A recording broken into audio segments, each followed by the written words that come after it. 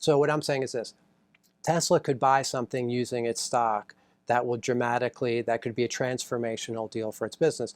Now, Tesla's stock price has skyrocketed in the last 6 months, especially in the last few months, and I'm compelled to make some comments on it.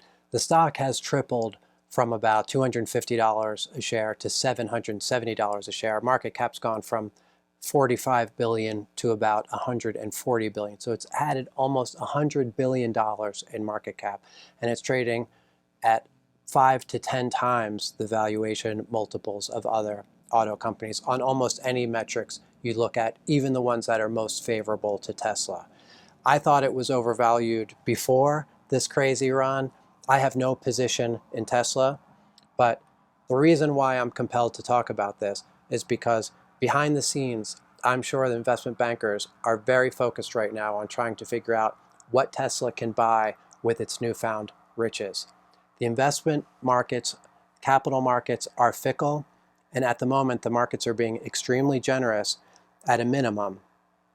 So I think Musk should take this opportunity, use the highly valued stock, and buy some productive assets or strike a partnership that will make the intrinsic value, not the stock price, the intrinsic value of the company dramatically more valuable.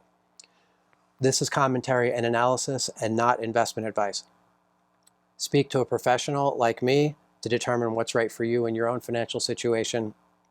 Please subscribe and also hit the bell next to the subscribe button so that you'll be notified when I post a new comment. We'll have to talk a little bit about George Soros. He's gotten a lot more political in his later years, but whatever you think of him, he was one of the best hedge fund managers who ever lived. In 1987, he wrote a book called The Alchemy of Finance, in which he applied the concept of reflexivity to finance. The way we think the financial markets typically work is, let's say, the fundamental value, I'll call it the intrinsic value. As the intrinsic value of a business grows, we think that the share price generally moves, and it might be volatile at times, but that share price generally moves to reflect that underlying intrinsic value, right? So that actually the share price and the valuation in the market is an output of how well fundamentally the business is doing. And to just speak for a moment about intrinsic value is not an observable number. One can figure out the intrinsic value through fundamental analysis, and therefore also it can't be pinpointed with any certainty. Okay, so you derive intrinsic value from analysis. The market value you can just see from whatever price the market is assigning to it. So let's say you analyze a company, you think it's worth $1 billion. That is to say, you think it has intrinsic value of $1 billion, and let's say you're right. The market might value that at 500 million, 800 million, $1 billion, $1 billion, $2 billion. The market will tend to be very volatile around that intrinsic value number, but over time, intrinsic value and market value tend to converge. Okay, so if you think a company is worth $1 billion and it's only trading with a market value of $500 million, then if you buy stock in that company, you have 100% upside. Okay, maybe the stock's trading at 25, you think it's worth 50, you've got 100% upside. But it doesn't always work that way. In the example that I just gave, the stock price reflects the fundamentals of the business and will vary around that fundamental intrinsic value. But sometimes this can circle back on itself. In this case is what I'm proposing, what could happen in Tesla depending on what they do. The stock price itself can actually dramatically improve the underlying business. So this is taken from a wiki page on reflexivity, just plain vanilla explanation. Reflexivity asserts that prices do in fact influence the fundamentals, and that these newly influenced set of fundamentals then proceeds to change expectations, thus influencing prices, and the process continues in a self-reinforcing pattern. So let's look at an example to make this more concrete. AOL Time Warner merger, okay, famous deal for lots of reasons. I was looking for this picture that's on the screen now, and the first website that I pulled it up has it under the 10 worst business decisions ever made, and even the picture is just shows you how disjointed this process was, even from the beginning. The new tech world, everything was trading at just absurdly high valuations. Absurdly high valuations. The financial markets were saying this is revolutionary, this is going to change everything. And in fact, they were right in lots of ways. Didn't stop the NASDAQ from crashing 80%. Okay, but at the time, the old economy businesses were trading at an enormous divergence compared to these new economy businesses, right? So a company like Time Warner, which was incredibly valuable, made lots of earnings, made lots of cash flow, had a reasonable valuation compared to something like AOL. AOL had an absurdly high valuation.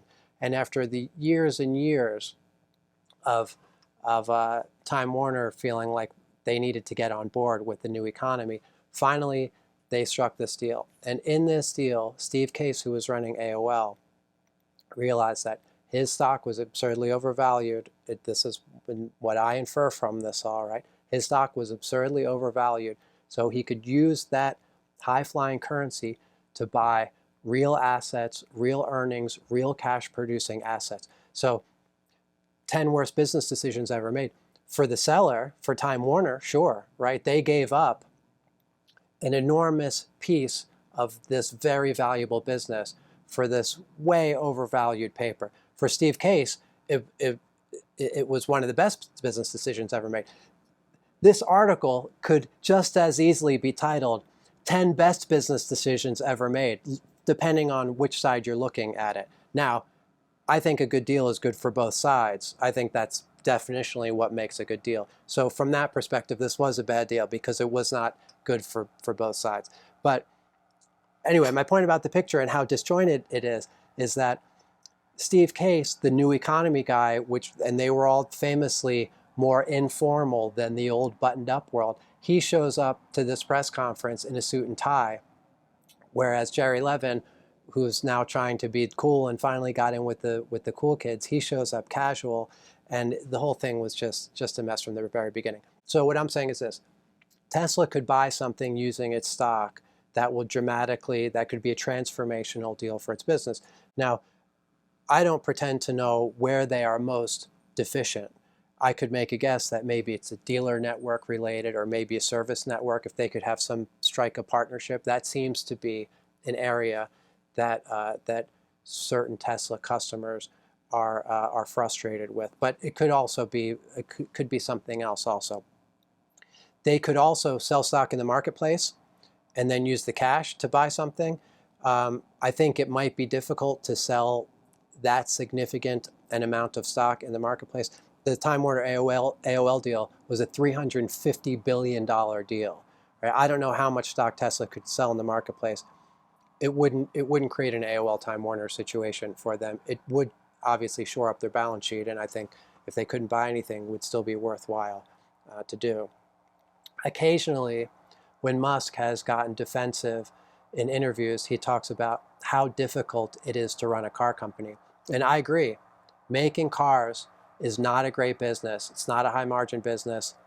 It's incredibly capital intensive. You've got to pay to build all the cars before you sell them. You've got to buy the steel, electronics, other materials. You've got to build a plant where they make the cars. You've got to build the machines that make the cars. You've got to pay employees. All this before the customer pays you for the car. Some people now are starting to compare Tesla to a tech company, to which I would say, maybe. I'm not totally averse to that idea. The most likely way I'm wrong about suggesting that I think Tesla is overvalued is that if Tesla turns out to be the dominant force in fully self-driving cars, and that becomes extremely valuable. Now, at the moment, we have lots of people who are spending lots of money developing this technology. Not clear who will win, but certainly that is a possibility. Aside from that, the auto business is a pretty lousy business. Let's just look at Dell for a minute, just as an example. When Michael Dell started selling PCs way back in the old days, it was a beautiful business because it had what's called a negative cash conversion cycle. And that's just a fancy way of saying that customers paid Dell for the products before Dell paid to buy the parts and labor and to put it all together. So that kind of business, Dell at that time, could grow very rapidly without needing a huge amount of capital in order to go make the products first before you sell them, which is the case for most other businesses. And look at it this way, look at the flexibility that Dell had. If Dell got half as many orders, they could just sell half as many computers.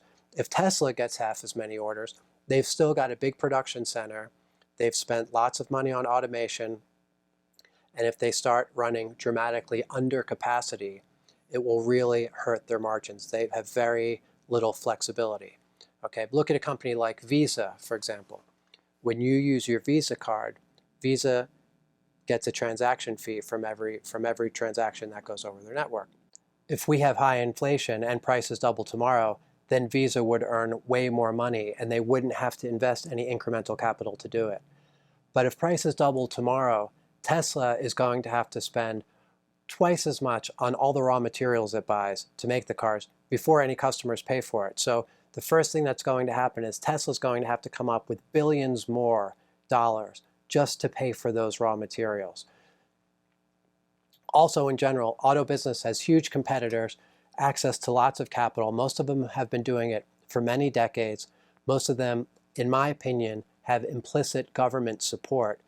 Even in the US, we bailed out GM in the last bust, and I don't doubt that European or Asian countries, I don't doubt that they would do the same for their own auto companies, who are also, keep in mind, enormous employers in those countries. And the industry itself, as I mentioned before, has very little operational flexibility. It's certainly possible that maybe Elon, in response to this kind of proposition, would say he doesn't want to sell because he doesn't want to sell equity to buy assets because he still thinks the valuation of the stock is way too low and still undervalued. And to that I would say, I don't agree, but even if he's right, I think it could still be prudent to take the opportunity to do a transformational deal that would dramatically increase the value of the underlying business. What I'm saying is, if the intrinsic value is this and the current market valuation is this, then he could do a deal that'll dramatically increase the intrinsic value of the business to here. Now, of course, that can't happen just because the stock spikes over the course of months. Whoever is selling in exchange for Tesla shares, they also need to believe that they're getting a good value in Tesla shares. But I do think there is that possibility, just like with the AOL Time Warner situation, where Steve Case was one of the new cool kids that had this high-flying stock in these industries that were going crazy. In the same way, Tesla has certainly been a darling, and maybe one of these old line auto companies would think that it would be really cool to be partnered with Tesla and have a deal that would be great for Tesla. It would be less good for whoever Tesla is doing this deal with, but maybe they could justify it. That's it.